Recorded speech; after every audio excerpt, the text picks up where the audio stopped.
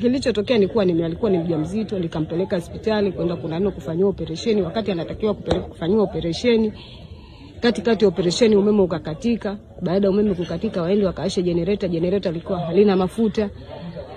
Kwanza ameanza kutafuta funguo za generator akawa hajaziona. Mwisho wa siku anakuja kuziona, anaenda kufungua generator mafuta halina.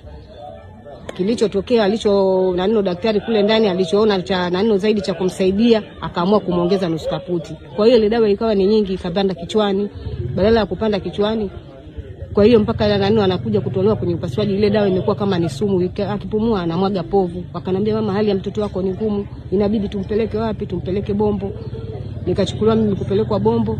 Kwa hiyo hali ikawa ni ngumu zaidi, na nikafika mpaka Muhimbili. Na hivi za kusema sasa hivi ana kliniki Mlogazira, lakini na mwezi wa 6 au wa 7 sijaenda kliniki kwa ajili ya uwezo sina wa kumpeleka mwanangu binti yangu kliniki. Bima Pub, urahisi wa maisha.